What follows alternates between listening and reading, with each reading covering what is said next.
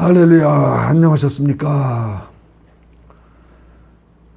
집에서, 각 가정에서 줌으로 예배를 드리는 여러분들께 주의 성령께서 함께 하시면서 함께 모였을 때보다 더욱더 많은 은혜가, 넘치는 은혜가 있기를 바랍니다. 오늘은 지난번 설교에 이어서 사도행전 4장을 살펴보겠습니다.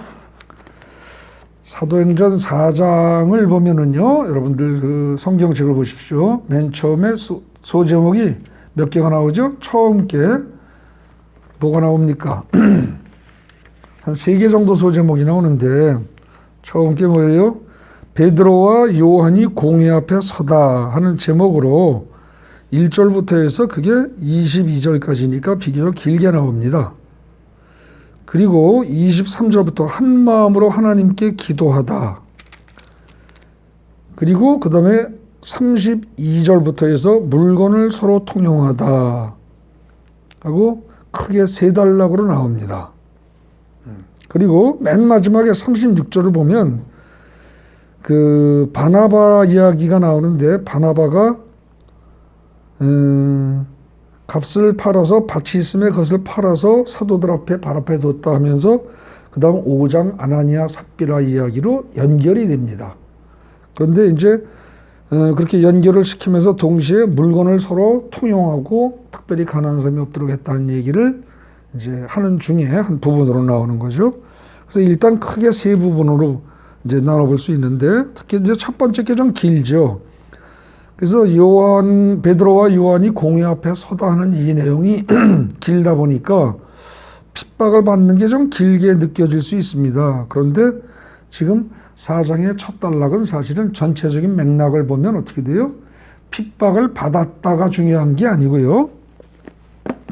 핍박을 받은 자체가 중요한 게 아니라 그런 핍박 중에도 어떻습니까? 베드로와 요한이 거침없이 복음을 전했다. 지금 그 얘기를 하고 있는 겁니다. 그러니까 혹시라도 핍박을 받았다, 여기에 초점을 두지 않고 4장 앞부분을 이해하시면 좋겠습니다. 그리고 23절부터도 한 마음으로 하나님께 기도하다 그랬는데, 여기서도 뭐 그 기도 내용이 굉장히 참 아주 뭐라 그럴까, 좋은 내용입니다. 그리고 그 다음에 물건을 서로 통용하다 그랬으니까 결국은 4장 전체는 어떻게 돼요? 그 3장에서 안진뱅이를 베드로와 요한이 고친 결과 나타나는 일들입니다. 근데 그런 일들인데 전체적으로 이것이 사실은 사람의 힘으로 된 게 아니죠. 그래서 이 4장 정도부터라면은 아마도 오늘 여러분들 그 설교 제목이 뭐라고 되어 있습니까? 성령으로 불타는 예루살렘. 이렇게 제가 그 제목을, 장제목을 붙였습니다. 이런 느낌을 가지고 읽으셔야 됩니다. 잘 보면 여기 나오는 내용들은 결코 그냥 개인이 한 그런 얘기라든지 단순한 사건의 연속이 아니라는 거죠. 그 4장 이제 1절부터 이제 보겠습니다. 살펴보죠. 핍박을 가하는 사람들이 나오는데, 핍박의 주체가 누구예요? 보면은 4장 1절에 제사장들과 성전 맡은 자와 사두개인들 이렇게 나옵니다. 여기 1절에 나와요. 그 다음에 핍박하는 사람들이 또 나옵니다. 5절에 보면 뭐가 나와요? 관리들과 장로들과 서기관들, 이런 사람들이 나오죠. 그리고 이 사람들을 다 합쳐서 베드로가 뭐라고 부르느냐면 8절에 보면은 백성의 관리들과 장로들아 이렇게 부릅니다. 그러니까 결국은 백성들을 이끌어가고 인도해야 할 높은 사람들입니다. 책임자들이에요. 이 사람들이 사실은 다 어떻게 돼요?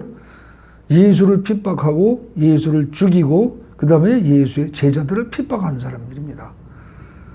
예수 그리스도를 대적하는 사람들이요, 교회 밖에 있지 않습니다. 이게 예수님 살았을 때도 그랬고요, 예수님 돌아가신 직후에도 그랬습니다. 오늘날은 어떨까요? 참 말하기 조심스럽지만 오늘날도 역시 마찬가지일 겁니다. 오히려 초신자라든지 평범한 평신도들은 이렇게 될 가능성이 오히려 적습니다. 이게 사실 예수 그리스도의 대적자는 항상 기독교 내부에 있습니다. 외부에 있지 않고. 그리고 하층부에 있는 게 아니라 상층부에 있습니다. 즉 기독교 지도자층에 있다는 거죠. 이걸로다가 사실 위에 있는 사람들일수록 회개 많이 해야 될 겁니다. 이렇게 말한다고 해서 여러분들 중에 혹시 나는 평신도니까 나는 괜찮아 이러시면 안 됩니다. 이걸 사회적인 관계로 볼 때는 교계 위쪽에 있는 사람들이 회개를 더 많이 할 일이지만 한 개인으로 생각해 보십시오. 여러분 개인이 자기의 믿음을 자기가 스스로 생각해 봐도 자기가 어때요? 굉장히 나는 믿음이 부족해. 그리고 겸손할 때가 있는가 하면 나는 믿음이 꽤 괜찮아졌어. 나 정도 믿으면 괜찮아. 이렇게 생각이 들 때가 있습니다. 그때가 바로 뭐예요? 예수를 대적하는 때입니다. 자기 믿음이 좋다고 자부하는 사람들, 거의 그 사람들은 곧 넘어질 사람들입니다. 그래서 지금 거기 보면은 나의 내부로 바꾸어 말하자면 내 신앙이 훌륭하다고 생각할 때, 즉 교만해질 때, 이때 나는 이미 그리스도의 대적자가 된 겁니다. 그 대적자라는 말을 헬라어로 한 말이 뭐예요? 사탄입니다. 사탄의 종이 된 게 아니라 내가 내 믿음 좋아 그러고 목에 힘주고 교만해지는 순간 그 사람은 사탄의 종이 된 게 아니라 이미 사탄이 된 거라고 말할 수가 있다는 얘기죠. 그렇기 때문에 결코 교만해서는 안 됩니다. 그리고 지금 여기 맨 처음에 이 제사장이라든지 서기관 이런 사람들이 결국은 예수를 대적했고 예수의 제자들을 핍박했다. 이래가지고 사회적으로 편가르기를 할 게 아니라 내 신앙 내부로 들어가서 내가 겸손할 때와 교만할 때를 구분해서 내가 교만하다면 곧 내 속에 마귀가 들어와 있구나. 이렇게 생각을 하실 필요가 있을 것입니다. 그 다음에 이제 핍박의 이유를 보십시오. 핍박의 이유가 뭐예요? 여기 여러분들 성경에 보면은 4장 1절에 뭐라고 되어 있어요? 죽은 자의 부활이 예수 안에 죽은 자의 부활이 있다고 백성을 가르치는 걸 싫어해요. 이걸 특히 싫어하는 사람이 누굽니까? 사두개인들입니다. 근데 사실은 가장 정확하게 가르쳐야 할 게 바로 이 내용입니다. 예수 안에 죽은 자의 부활이 있다. 죽은 자가 부활할 수 있는데 그것이 예수 때문이다. 예수 안에 죽은 자의 부활이 있다. 이런 식의 내용은 세상에 어느 종교를 봐도 없습니다. 이 기독교가 유일한 겁니다. 그러니까 이건 반드시 가르쳐야 되는데 이거를 사두개인들이 싫어합니다. 왜요?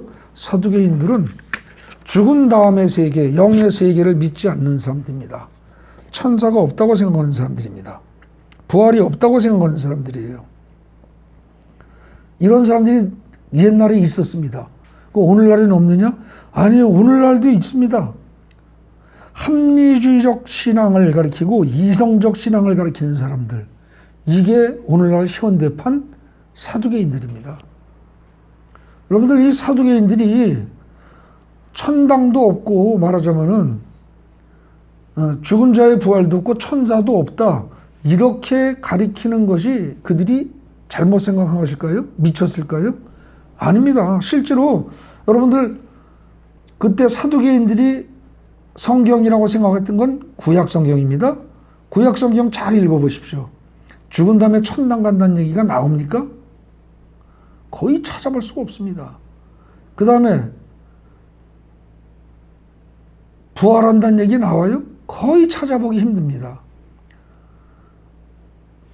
천사 이야기도요, 거의 찾아보기 힘듭니다. 우리가 생각하는 영적인 존재로서의 천사, 하나님의 사자라든지 그런 말은 나오지만 천사란 말 찾기가 참 쉽지 않습니다. 그리고 그냥 읽어보면 혹시 그런 말이 있다 할지라도 비유적인 표현 이런 정도로 느낌이 올 정도로 기록되어 있습니다. 그러니까 합리적으로 따진다면 구약 성경만 놓고 볼 때 사두개인들의 판단은 틀리지 않은 겁니다. 그러니까 죽은 자 가운데 부활이 있다. 못 믿겠다는 거죠. 그들은 사두개인들은요, 한마디로 얘기하면 합리적인 신앙을 가진 사람들이에요. 이성적인 신앙을 가진 사람이에요. 현실 감각이 아주 분명한 사람들입니다. 이 사람들이 절대 미치고 어리석은 사람들이 아니에요. 근데 오늘날에도 성경을 이 합리적으로 가르치는 사람들이 있습니다. 이성적으로 가르치는 사람들. 그 사람들 자기들 딴에는 굉장히 똑똑한 사람들입니다. 그러나 어리석은 사람들이죠. 현대판 사두개인입니다. 그에 비해서 바리새인들은 어떠냐? 윤리적으로 가르칩니다. 이 윤리적이란 말은 현대판 용어고 그때 당시의 말로 말하면 뭐예요? 율법적으로 가르칩니다. 뭐 해야 한다, 해야 한다, 해야 한다. 이게 오늘날의 윤리적으로 성경을 푸는 사람들입니다. 창세기의 선악과 이야기 정도는 그냥 신화로 돌려버리고 그 다음에 사복음서에서 예수님의 행적에 관해서는 기사와 이적 이런 거는 적당히 넘어가 버리고 서신서에서 주로 윤리적인 측면만 가지고 이래야 한다, 저래야 한다, 이렇게 살아라, 저렇게 살아라.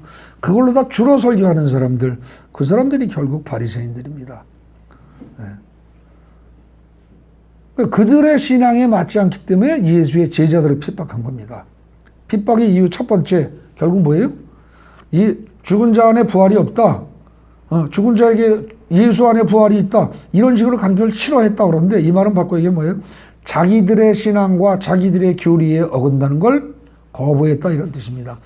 이거 굉장히 조심하셔야 됩니다. 오늘날에도 대한민국에 많은 교회들이 있습니다. 교단이 다르고 교파가 다릅니다. 그러다 보니까 어떻게 돼요? 교단과 교파에 따라서 서로 약간씩 다른 주장을 합니다. 그런데 그때 아주 조심해야 합니다. 자칫 잘못하면 완전히 빗나가는 수가 생깁니다.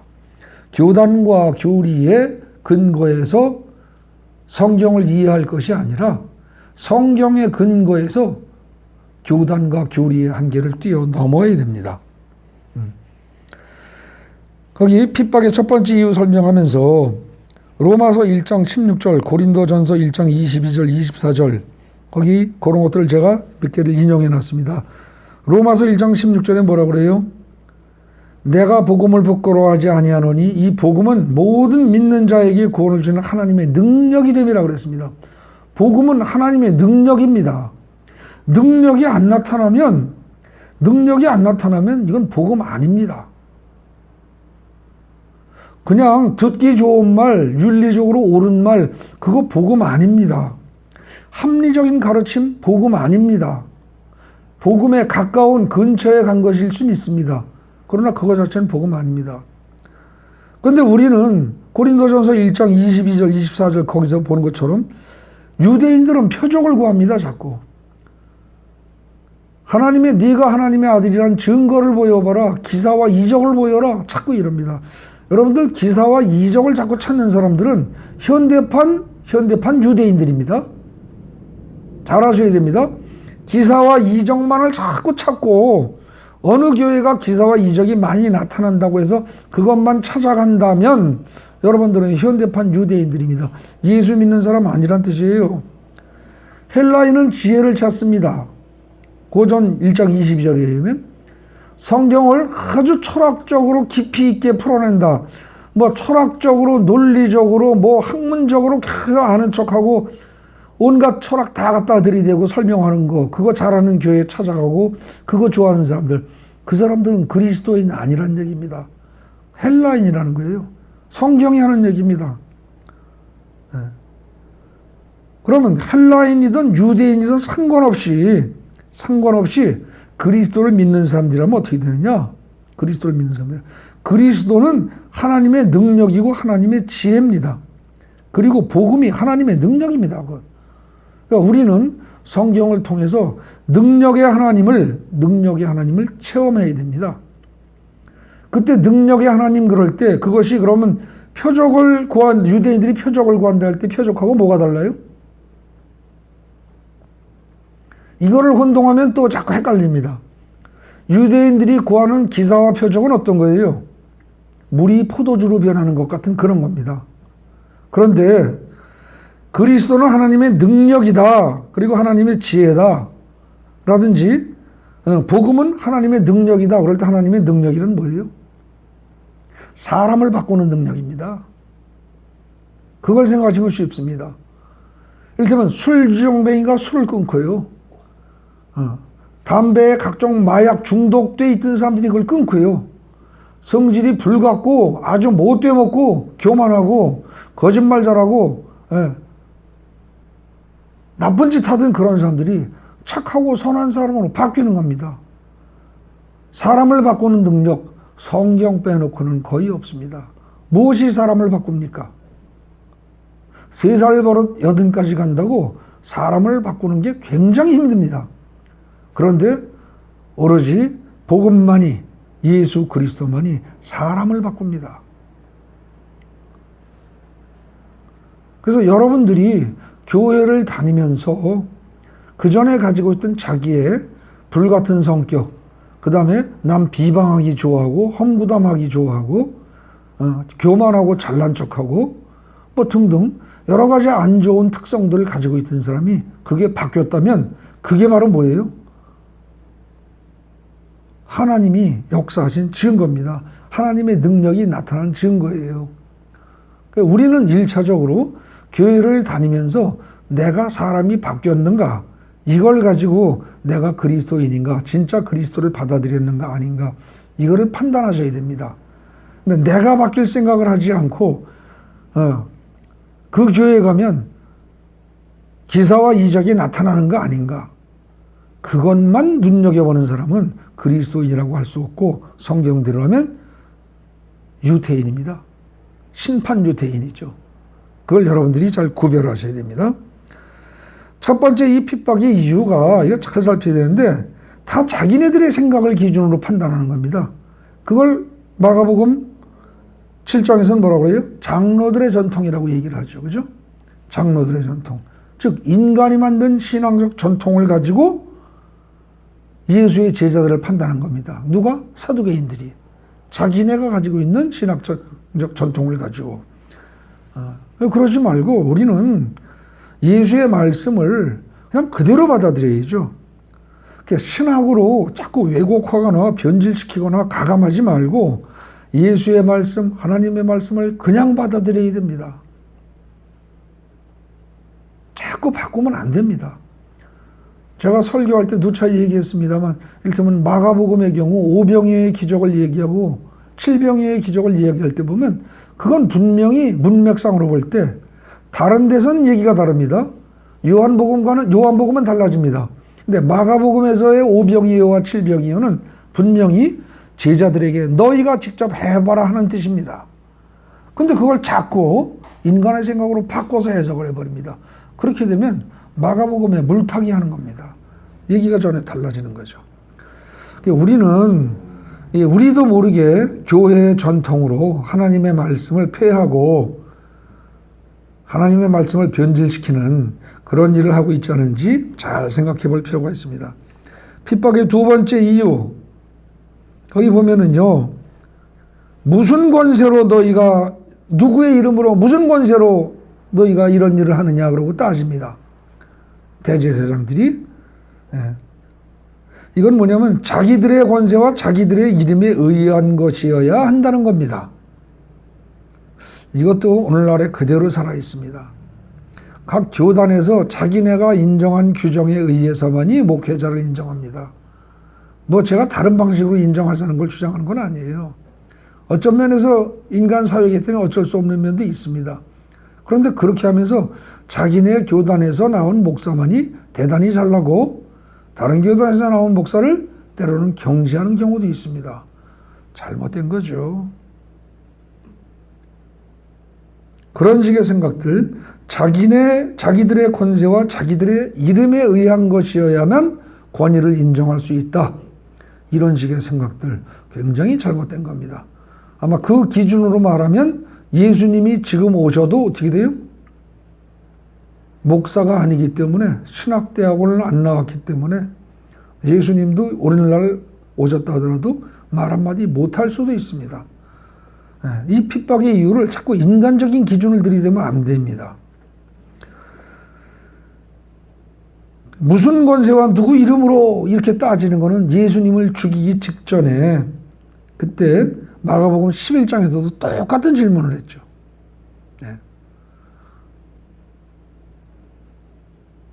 이거 자꾸 어떤 성직자의 권위 이런 거 자꾸 내세우는 거 그렇게 좋은 거 아닙니다. 오로지 우리가 따라야 할 권위는 뭡니까? 성경 말씀입니다. 그거 하나를 분명히 해두십시오. 혹시라도 목사 중에서 목사 말 잘 들어라 이렇게 말하는 사람 있으면 그날로 때려치십시오. 그 교회는 아닙니다. 저는 그런 목사 몇 번 봤습니다. 목사 말 잘 들으래요. 아니에요. 성경 말씀을 잘 들어야 합니다. 성경 말씀을 목숨 걸고 지켜야 합니다. 목사도 사람입니다. 심지어 우리가 지난 시간에 살폈던 것처럼 베드로하고 요한이 안진뱅이 치료하고 나니까 사람들이 막 와서 존경을 하고 그러니까 어떻게 돼요? 베드로와 요한이 왜 어째서 너네들이 우리 사람이 한 것처럼 우리를 존경하고 그러냐. 그거 아니다. 나도 너희와 똑같은 사람이다. 이걸 강조합니다. 그래서 구분할 거 잘 구분하고 가셔야 됩니다. 그리고 8절에 보면은요. 결국은 8절 내용이 뭐예요? 보세요. 아주 짧게 돼 있어요. 베드로가 성령이 충만하여 이르되 백성의 관리들과 장로들아 이렇게 얘기가 나갑니다. 베드로가 성령이 충만하여 이르되 짧은 말로 지나가지만 사실은 이 말이 바로 뭐예요? 베드로의 긴 설교를 하게 하는 큰 힘입니다. 성령 충만이 핍박을 이기는 근원입니다. 힘입니다. 굉장히 중요한 거죠. 성령 충만으로 인해서 베드로는 그 8절 이하에 나오는 것처럼 담대해질 수가 있었습니다. 그리고 학문 없는 자라고 생각했는데 쉬운 말로 무식한 자라고 생각했는데 그 벽을 뛰어넘었습니다. 그죠? 이게 오로지 성령의 능력입니다. 성령 충만했기 때문에 가능한 거죠. 그리고 지금 8절만이 아니고 그 앞에 3장의 내용부터 해서 몽땅 다 성령 충만했기 때문에 벌어지는 일들입니다. 이게. 그죠? 그 다음에 9절부터 12절 보십시오. 이건 참 놀라운 고백입니다. 놀라운 고백이고 놀라운 선포예요. 아주 짧아요. 몇 문장 안 됩니다. 9절부터 보세요. 만일 병자에게 행한 착한 일에 대해서 이 사람이 어떻게 구원을 받았느냐고 오늘 우리에게 질문한다면 이 질문을 지금 어디서 했어요? 실제로 7절에서 했죠. 너희가 무슨 권세와 누구 이름으로 이 일을 행하였느냐? 이러고 질문했습니다. 그러니까 너희 그렇게 질문했지? 그래, 그거에 대해 대답해 줄게. 그리고 이제 핵심이 어디예요? 10절부터요. 10절, 11절, 12절. 이건 정말로 아주 주옥 같은 문장입니다. 보십시오. 뭐라고 되어 있어요? 너희와 모든 이스라엘 백성들은 잘 알아라. 너희가 십자가에 못 박고 하나님이 죽은 자 가운데서 살리신 나사렛 예수 그리스도의 이름으로. 간단히 얘기하면 누구야? 뭘로? 한마디로 얘기하면 예수 그리스도의 이름으로 이 사람이 건강하게 되어 너희 앞에 섰느니라. 그러니까 너희가 7절에서 뭐라고 그랬죠? 질문하기를 무슨 권세와 누구의 이름으로 너희가 이런 일을 행했느냐? 라고 그랬단 말이에요. 한마디로 얘기하면 뭐다? 예수 그리스도의 이름으로 이 사람이 건강하게 되어 너희 앞에 섰다. 그 얘기예요. 그러면서 그 예수를 너희가 죽인 거다. 그러니까 이 말은 뭐예요? 너희가 진정으로 회개해야 될 사람들이야. 이걸 깔고 있는 거죠. 그 다음 절 11절 보십시오. 이 예수는 너희 건축자들의 버린 돌로서 진모퉁이의 머리띠이 되었느니라. 여기서 건축자라는 게 결국 뭘까요? 종교 지도자들입니다. 그죠? 그들이 하나님 나라를 잘 건축해야 되는데 하나님 나라를 건축할 생각 안 하고 그 모퉁이 돌이 될 수 있는 그 돌을 버렸다는 거예요. 근데 그걸 어떻게 돼요? 하나님이 모퉁이 돌로 쓰셨다는 겁니다. 그리고 12절에 놀라운 선언이 나옵니다. 다른 이로서는 구원을 받을 수 없나니 천하 사람 중에 구원을 받을 만한 다른 이름을 우리에게 주신 일이 없음이라 하였더라. 거의 구원은 예수에게만 있다는 것을 최초로 선포한 내용입니다. 최초로. 이게 베드로의 지식 가지고 했겠습니까? 자기 생각으로 한 말이겠어요? 성령의 감동으로 나온 말입니다. 거기 10절부터 해서요. 10절, 11절, 12절. 이거는 아주 짧으면서 기독교의 핵심을 요약한 놀라운 말들입니다. 예. 그렇게 얘기를 했더니 13절에 어떻게 돼요? 그들이 베드로와 요한이 담대하게 말함을 보고 베드로와 요한이 본래 학문 없는 범인으로 알았다가 그거 참 이상하네 이렇게 여기고, 거기다가 또 전에 예수와 함께 있던 줄도 알고 또 병 나은 사람이, 즉 누구요? 전에 안진뱅이였던 그 사람이겠죠. 그죠? 그들과 함께 서 있는 것을 보고, 앉아 있는 게 아니고 서 있는 거예요. 안진뱅이였으니까 지금 서 있다고까지 표현한 거예요. 그걸 보고 비난할 말이 없는지라 이렇게 된 거죠. 그러니까 지금 여기는요, 핍박을 받는다 보통 그걸로 이해를 보통들은 하는데 틀린 건 아닙니다. 근데 핍박에도 불구하고 눈 하나 깜짝하지 않고 담대하게 복음을 전하는 거예요. 오히려 자기네들을 잡아 가둔 사람들한테 복음을 전하는 거예요. 4장 3절에 보십시오. 그들을 잡아서 가뒀어요. 그죠? 그들을 잡아서 날이 이미 저물었기 때문에 이튿날까지 가두었어요. 근데 그들 앞에서 끄떡도 안 하는 겁니다. 요즘으로 말하면 이게 대제사장들 이런 세력 있는 사람들에 잡혀갔다? 그냥 파출소가 잡혀간 정도가 아니에요. 그죠? 이거 요즘으로 말하면 뭐라고 그래야 되나? 참 뭐 딱히 맞는 건 없지만 종교 지도자 그룹에 특히 성전을 지키는 성전의 경비대가 있단 말입니다. 그들하고 대제사장까지 다 같이 있는 그들한테 잡혀간 거니까 이거는 파출소나 조그만 어떤 지역의 경찰서 정도가 아니라 뭐 경찰청이라든지 거의 그 정도쯤으로 볼 수 있을 만큼 중심으로 잡혀간 거죠. 근데 눈 하나 깜짝 안 하는 거예요. 네. 그렇게 해서 결국은 어떻게 하느냐? 공회에서 나가라. 그러고서 어떻게 할 수가 없으니까 15절에 공회에서 나가라 그럽니다. 공회에서 나가라. 여러분들 거기 15절 제가 요약한 중에 거기 보면은요, 공회에서 나가라. 이 공회에서 나가라 이 말을 베드로를 비롯한 이들이 들은 거, 이거를 이 사람들은 끄떡도 안 합니다. 베드로가 실제로 무서워할 말이 있다면 뭘까요? 나중에 천국에 들어가려고 했는데 그때 천국에서 나가라. 아마 그렇게 말을 듣는다면 그건 실로 무서운 말일 겁니다. 천국에서 나간다면 결국 지옥밖에 없으니까요. 여러분들도 저도 이 세상 살면서 혹시라도 공회에서 나가라 이러면서 사람들한테 핍박을 받거나 사람들한테 팽개침을 당할 수도 있습니다. 신앙 때문에. 그러나 그게 아니고 실제로 나중에 하나님 앞에서 섰을 때 천국에서 나가라 이 소리 듣지 않는다면 성공한 인생입니다. 그 점을 잘 기억을 좀 해둬야 될 것 같습니다. 그리고 이제 그 이하 쭉 보다 보면은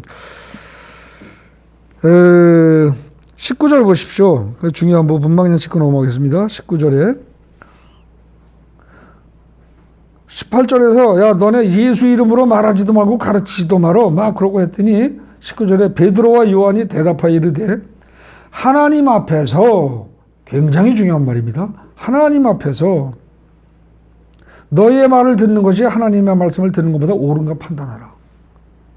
하나님이 지금 이 자리에 안 계신다 하더라도 하나님 말씀을 따르는 게 옳은 거야, 사람 말 따르는 것보다. 그런데 하나님 앞에서라면 너희들은 더욱더 그래야 되지 않겠어? 지금 그 얘기입니다. 하나님 앞에서 내가 어떻게 너희들 말 따르고 하나님 말을 안 따르겠어? 이 얘기는 무슨 얘기예요? 베드로는 지금 눈에 보이지 않는 하나님이 지금 그 자리에 함께 계신 걸 철석같이 믿는 겁니다. 굉장히 중요한 내용입니다. 여러분들 진짜 하나님 앞에서, 지금 여러분들이 하나님 앞에서 진짜 있다는 생각을 진짜로 해보십시오. 지금 줌으로 예배 드리고 있기 때문에 각 가정에 있는 여러분들의 자세가 어떨지 모릅니다. 어떤 사람은 소파에 앉아서 보고 있을 수도 있고요. 이 말을 듣고 있을 수도 있고요. 경우에 따라서 뭐 왔다 갔다 하면서 화장실도 왔다 갔다 하고 뭐 커피도 마시고 딴 거 하면서 때로는 뭐 벌렁 누워서 들는 사람도 있을지 모르겠습니다. 그런데 진짜 하나님 앞에서라고 생각을 하신다면 여러분들 그럴 수 있겠습니까? 베드로는 지금 어때요? 성령이 충만한 사람입니다. 성령이 충만한 사람의 특징은요, 여러 가지 기사와 이적을 나타내는 능력만 있는 게 아니고요.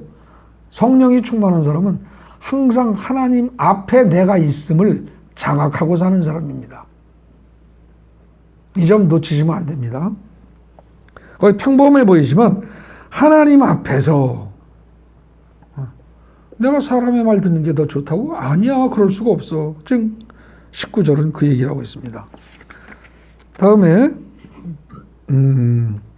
23절 보세요. 23절 보면은요, 사도들이 노임의 그 동료에게 가서 제사장들과 장로들의 말을 다 알리니 그랬어요. 그럼 이게 뭐예요? 사도들이 풀려났어요. 베드로하고 요한이 풀려났습니다. 근데 풀려나서 동료들에게 가가지고 그 자기를 잡았던 제사장들, 장로들, 그들이 자기를 신문하면서 했던 그런 얘기들 다 있잖아요.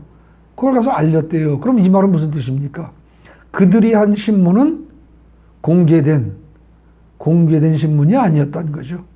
비공식적인 그런 거였다는 거예요. 네. 떳떳하게 합법적으로 제대로 이루어진 거 아니라는 뜻입니다. 24절에 대주제라는 말이 나옵니다. 어려운 한자 말입니다.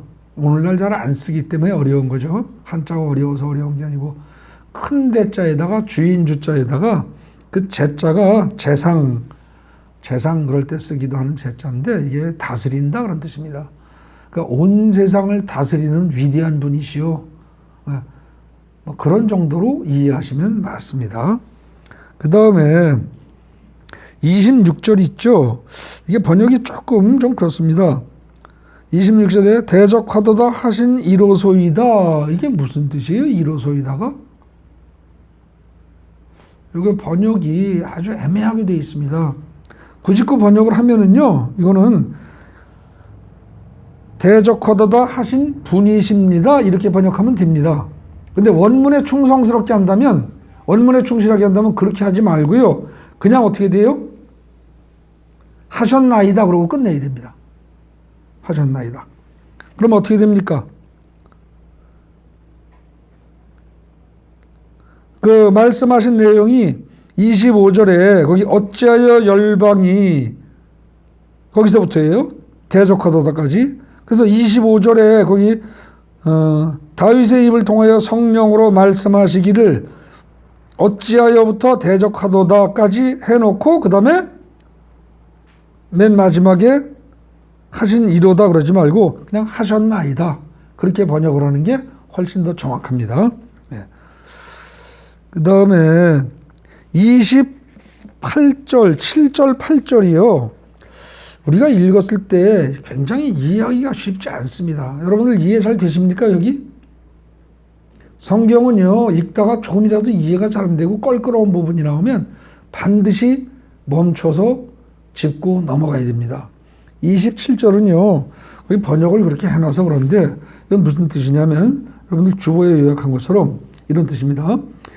헤롯과 빌라도 이방인 이스라엘 백성 모두가 예수를 거스른 것도 실상은 하나님의 권능과 뜻대로 이루려고 예정하신 그것을 행하려고 모인 것이다.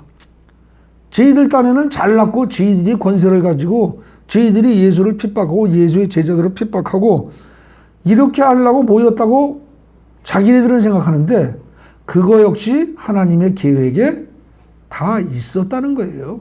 그거 역시. 즉 세상 사람들이 예수를 거스르는 것도 모두 다 하나님의 뜻과 계획에 이미 포함되어 있었다. 그런 얘기입니다.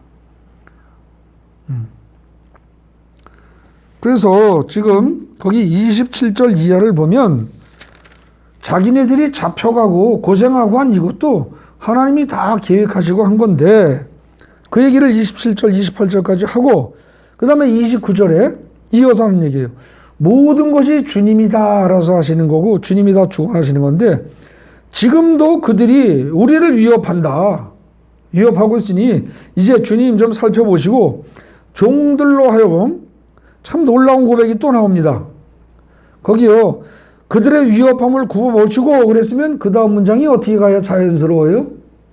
그들이 우리에게 공갈 협박하지 않도록 피해를 주지 않도록 그들을 손을 좀 봐주세요.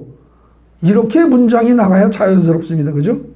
그런데 베드로는 절대 그렇게 기도하지 않습니다. 뭐라고 그래요? 또 종들로 하여금 담대히 하나님의 말씀을 전하게 해 주세요라고 기도한다는 거죠. 이게 하나님의 뜻에 맞는 기도입니다. 참 제대로 하는 기도죠. 우리 같으면 저 같아도 아마 하나님의 권능과 뜻대로 이루어지 28절까지 한 다음에 주여 이제 그래도 그들이 지금도 우리를 위협함을 굽어보시고 그놈들을 한번 혼 좀 내주세요. 에? 뭐 이렇게 말하고 싶을 거란 말입니다. 근데 베드로는 그러지 않고 지금 뭐라고 한다고요? 종들로 하여금 베드로와 자기 걔네들로 하여금 담대히 하나님의 말씀을 전하게 해달라. 이렇게 기도를 한다는 거죠. 놀라운 기도입니다. 그리고 그게 첫 번째고요. 위협함을 굽어보시고 그러고 더 이상 말 안 해요. 알아서 해주세요. 그죠? 굽어보세요. 그리고 하나님이 알아서 해주세요. 그리고 자기네들에 관한 건 첫째로 말하는 게 뭐예요? 하나님의 말씀을 담대히 전할 수 있도록 해주시고 손을 내밀어 병을 낫게 하시옵고 그러니까 실제로 병을 낫게 하는 건 누가 하는 거다? 하나님이 하시는 거다 그 얘기예요. 표적과 기사가 거룩한 종 예수의 이름으로 이루어지게 하옵소서.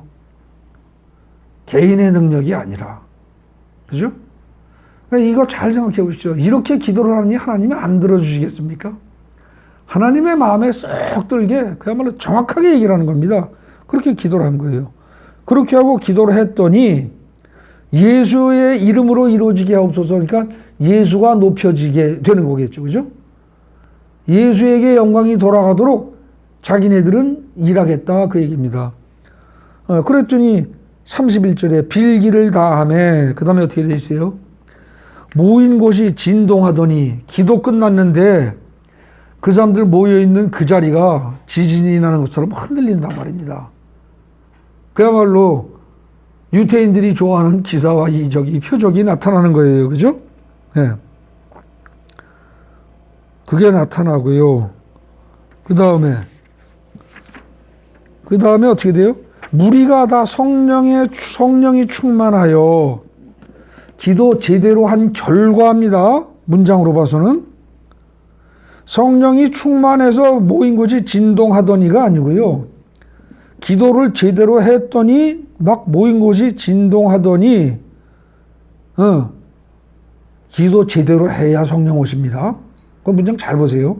그랬더니 무리가 다 성령이 충만하게 됐어요. 그랬더니 담대히 하나님의 말씀을 전하니라. 그러니까 이때 담대히 하나님의 말씀을 전한 사람들은 누구예요? 베드로와 요한입니까? 무리 다라는 거예요. 그죠? 그러니까 여기서 우리가 기도를 어떻게 할 것인가 잘 봐야 됩니다. 제가 보기에는 이 사도행전 4장에서요 가장 중요한 말씀들이 어디 나오냐면은 아까 4장의 10절, 11절, 12절 있죠. 10절, 11절, 12절 여기가 굉장히 중요한 부분이고요.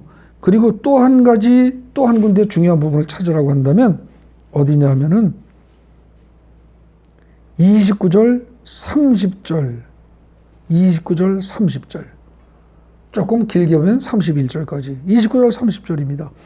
주여 이제도 그들의 위협함을 굽어 보시옵고 또 종들로 하여금 담대히 하나님의 말씀을 전하게 해 주시오며 손을 내밀어 병을 낫게 하시옵고 표적과 기사가 거룩한 종 예수의 이름으로 이루어지게 하옵소서 라고 기도했더니 그 결과 어떻게 돼요?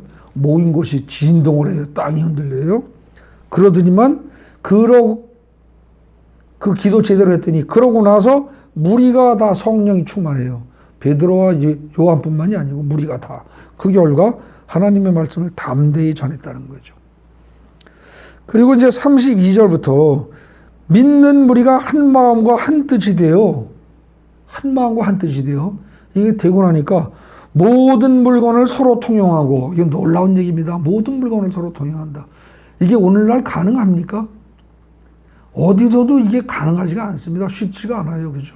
어떻게 부자가 가진 재산을 다 팔고 뭐하고 해서 가난한 사람들에게 나눠주고 하겠습니까? 근데 믿는 무리가 다 한 마음과 한 뜻이 돼서 모든 물건을 서로 통용하고 자기 재물을 조금이라도 자기 것이라고 하는 이가 하나도 없더라 그랬습니다. 이게 사람의 노력으로 돼요? 옆 사람이 한다고 내가 따라 할 수 있어요? 안 돼요. 그러니까 지금 이거는 여기 글자는 없는데 성령의 능력으로 성령님이 역사하시니 그런 뜻입니다. 네. 성령이 충만하여 31절에 성령이 충만하여라는 말이 나오는데 그 성령이 충만한 결과가 계속 이어지는 거예요, 이게. 그 다음에 33절 보세요. 사도들이 큰 권능으로 주 예수의 부활을 증언하니 무리가 큰 은혜를 받아. 사도들이 큰 권능으로 했대요. 근데 여기 겉보기엔 사도들이 한 거지만 이게 뭐예요? 성령이 큰 권능을 행한 거죠. 그죠? 그러니까 여기가 우리는 읽으면 대수롭지 않게 그냥 쭉쭉쭉 읽어나가는데 이게 전부 다 성령이 하시는 거예요. 성령이. 그렇게 되니까 34절에 그 중에 가난한 사람이 없으니 여러분들 이렇게 말할 수 있는 세상이 인류 역사상이 있습니까? 없어요. 없었어요. 예수 믿는 사람들이 이때 성령이 충만하니까 그때 당시 예루살렘에서 이 일이 잠시 이루어졌지 가난한 자는 영원히 있습니다. 항상 있어요. 근데 여기서는 가난한 사람이 없었대요. 왜 그랬느냐? 밭과 집 있는 자는 팔아서 그 판 것의 값을 가져다가 사도들의 발 앞에 두매. 밭과 집 있는 자들이 이거 부동산 다 팔아가지고 쉽지 않아요. 그죠? 여러분들 이거 팔라고 해보세요. 무슨 생각 들어요? 지금은 때가 아닌데 지금 한창 오르는데 조금 더 기다려야 되는데 뭐 이 생각 저 생각 별거 다 하고 힘들죠. 근데 이걸 사람들이 몽땅 다 했대요. 이게 사람의 힘으로 돼요?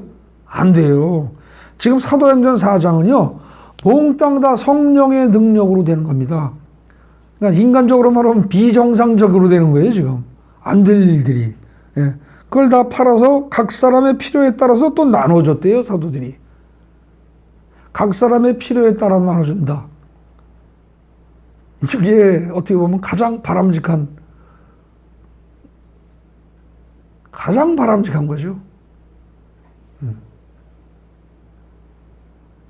그 35절까지 거기 나온 그 32절부터요. 나온 내용들은 거긴 성령이라는 단어는 없어요. 그런데 사실은 다 31절 그것에서 이어지는 거예요. 성령이 충만한 것에서. 근데 성령이 이렇게 충만하게 된 건 왜 그랬느냐? 29절, 30절과 같은 제대로 된 기도를 한 거예요. 기도 굉장히 중요한 거예요. 기도. 제대로 된 기도. 하나님을 감동시킬 수 있는 기도. 하나님의 마음과 꼭 맞아떨어지는 기도. 그거 잘하면 옵니다. 네. 능력 올 수 있습니다. 충분히 와야 됩니다. 그래서 거기 이제 결론 및 재현하는 부분 보세요. 여기까지 읽고 나면 여러분들은 어떠십니까? 사도행전 1장부터 4장까지를 갖다가 쭉 지금까지 왔습니다. 1장이 뭐였죠? 1장 내용이. 너희가 모여서 기도해라. 몇 날이 못 가서 성령으로 너희가 세례를 받을 것이다. 그리고 예수님이 부활 승천 하시기 직전에 말씀을 하십니다. 그죠? 그렇게 말씀을 하시고 그게 이제 1장에서 나와요. 그렇게 해가지고 너희가 몇 날이 못해서 성령과 세례를 받으리라. 그러고 이게 1장 5절에 나오고 그 다음에 중요한 게 8절에서 오직 성령이 너희에게 임하시면 너희가 권능을 받고 예루살렘과 온 유대와 사마리아 땅까지는 내 증인이 되리라. 이렇게 말씀하십니다. 그러고서 2장에 가서 실제로 오순절에 성령이 임하시는 사건이 나오죠.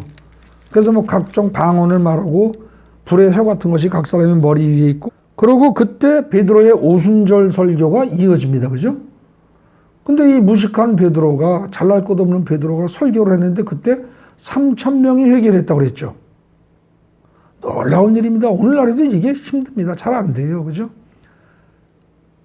근데 그런 일이 벌어졌어요. 이미 성령이 역사하기 시작한 겁니다. 그렇게 했는데 그 다음에 3장에 가서는 어떻게 돼요?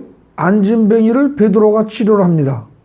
자, 베드로가 그 이전에 치료한 적이 있어요? 없어요? 지금 별로 없습니다. 그죠? 굳이 따지면 사도행전이 원래 누가가 쓴 것이고 누가가 쓴 것이 누가복음이 있죠. 사도행전의 전편이 누가복음입니다. 누가복음에 보면은 누가복음 10장에 70인 제자 파송 얘기가 나오죠. 그리고 9장에 아마 12제자 파송이 잠깐 나올 겁니다. 한번 보세요. 누가복음 9장에 예수께서 12제자를 불러 모으사 1절에 모든 귀신을 제어하며 병을 고치는 능력과 권위를 주시고 하나님의 나라를 전파하며 앓는 자를 고치게 하려고 내보내시며 그랬습니다.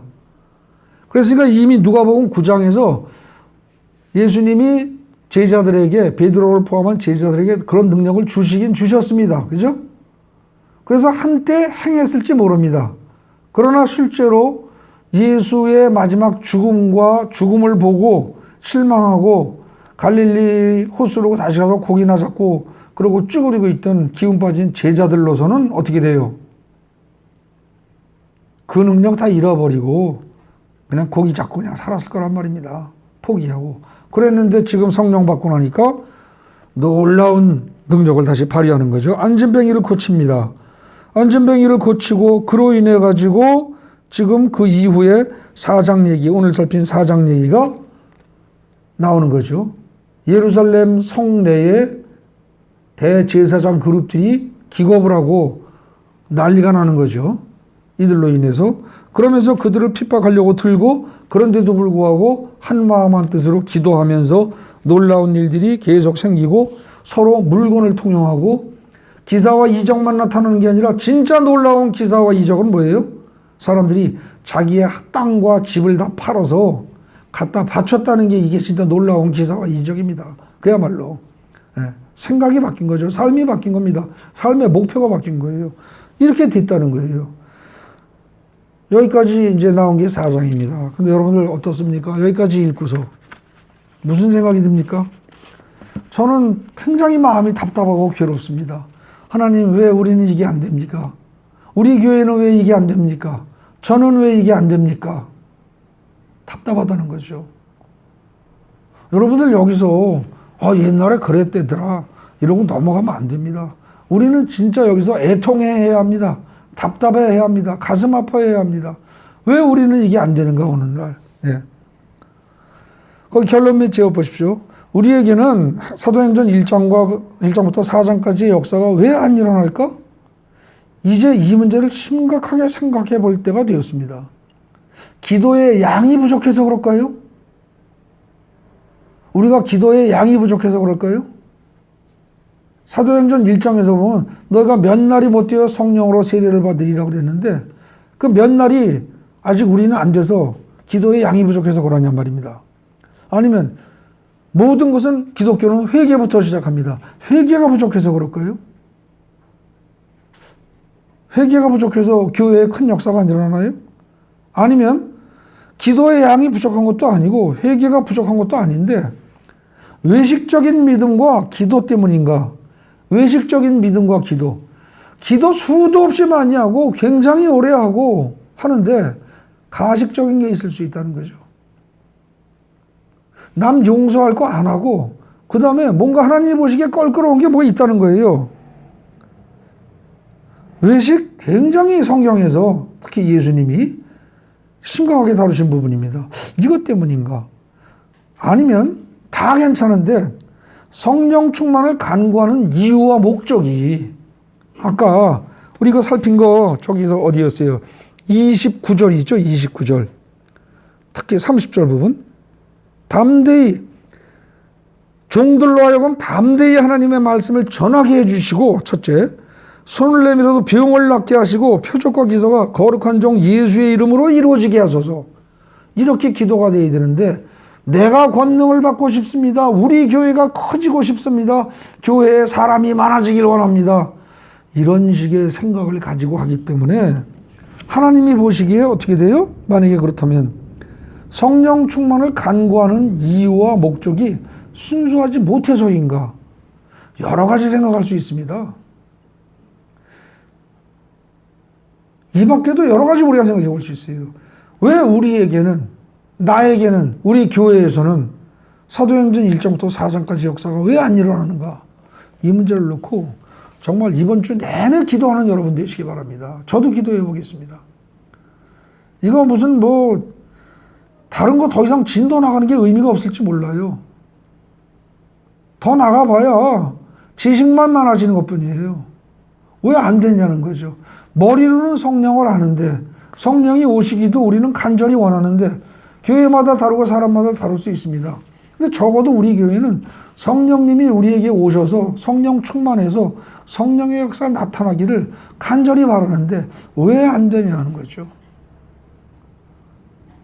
안 되는데도 불구하고 계속해서 사도행전 5장, 6장, 7장, 8장 계속 나가는 거 큰 의미 없습니다. 그러니까 저로서는 지금 이 설교를 하면서 약간 요즘은 계속 제가 굉장히 마음이 무겁습니다. 왜 주님 3장 지나고 4장까지 갑니다. 왜 변화가 없습니까? 계속 그러고 하나님한테 지금 묻는 중입니다. 5장, 6장, 7장까지가 뭐라고 그랬어요? 5장, 6장, 7장까지가 예루살렘에서의 전도입니다. 스데반에 죽은 것까지가. 그 다음에 이제 8장에 사울이 교회를 박해하다. 여기서부터는 어떻게 돼요? 이제 흩어지죠. 그죠? 그래서 7장까지 가는데 한 3년 걸렸다고 그랬습니다. 그러니까 어쩌면은 다음에는 5장 나가고 6장 나가고 7장 나가고 나가긴 나갈 겁니다. 근데 7장까지 갔는데도 불구하고 아무것도 안 나타나면 그 다음엔 어떻게 해요? 사도행전 8장으로 안 들어갈 겁니다. 다시 사도행전의 전신인 누가복음으로 처음부터 가가지고 다시 보면서 누가는 뭐라고 얘기를 했는가 앞에서 제자들은 어떻게 살았는가 왜 그들에게는 성령이 나타나고 역사하면서 우리에게 나타나는가 다시 점검해야 될 겁니다. 그래서 사실은 굉장히 지금쯤 성령의 역사가 나타나서 우리가 기쁘고 즐겁고 그야말로 펄쩍펄쩍 뛰면서 각자의 재산을 다 팔아서 같이 나눠 쓸 수 있을 만큼 거기까지 갈 수 있어야 되는데 그건 고사하고 맨날 똑같다는 거죠. 그러면 이게 뭔가 지금 우리의 신앙에 문제가 있다, 한계가 있다. 이걸 인정하지 않을 수 없습니다. 그리고 우리는 애통해야 합니다. 애통하는 자 복이 있다고 그랬습니다. 심령이 가난한 자 복이 있다고 그랬습니다. 예수가 지금 없어서 성령이 없어서 성령 충만하지 않아서 심령이 가난하고 성령 충만하지 않아서 애통하는 우리가 복이 있다고 했습니다. 그 말씀을 믿고 꾸준히 성령님 왜 나에게는 그리고 우리 교회에는 사도행전 1장부터 나오는 성령의 역사가 안 나타납니까? 이거를 한 주 내내 여러분들이 간절히 기도해 보시기 바랍니다. 네. 그리고 그렇게 기도를 하는 과정에서 혹시 도움이 될 만한 그 책이 있습니다. 제가 웬만하면 다른 책 소개를 잘 안 하는데 그게 어디 나오냐면 공지사항 맨 아래 보십시오. 주보에 공지사항 맨 아래 보면 AW하고 토저라는 사람이 나옵니다. 이 글을 찾아서 읽어보십시오. 책을 사서 보셔도 좋고요. 책 살 것까지 없습니다. 요즘 인터넷 들어가서 A 토저, W도 빼고요. 그냥 A, 영어로다 A자 찍고 토저 이러고 치면은요. 인터넷에 토저에 관한 책이나 글이나 유튜브 동영상 이런 것들이 몇 개 뜹니다. 이 사람 거 꼭 읽어보십시오. 꼭 읽어보시고 왜 성령이 임하시지 않는가? 왜 성령의 역사가 일어나지 않는가? 잘 생각해 보시기 바랍니다. 네. 그렇게 해서 꼭 목사가 먼저 찾아야 되는 법 없습니다. 여러분들 중에서 간절히 원하면 저보다도 성도분들 중에서 훨씬 더 먼저 답을 찾고 그리고 성령의 역사가 먼저 나타나는 그런 경우도 있을 수 있습니다. 그걸 기대하시고 이번 주 내내 다른 것보다도 주님 어떻게 해야 저에게 그리고 주님께 우리 교회에 성령의 역사가 나타날 수 있겠습니까? 그거를 간절히 묻고 찾는 한 주가 되시기 바랍니다. 기도하겠습니다. 참 좋으신 하나님 아버지 감사합니다. 코로나로 인하여 얼굴을 서로 마주보지 못하고 예배를 드립니다. 이제까지 또 예배를 드리고 설교를 했습니다. 주여, 그러나 주의 성령께서 우리를 다 묶어주신 줄 믿습니다. 한마음 한뜻이 되어 우리가 드린 예배를 주님께서 기뻐 받아주신 줄로 믿습니다.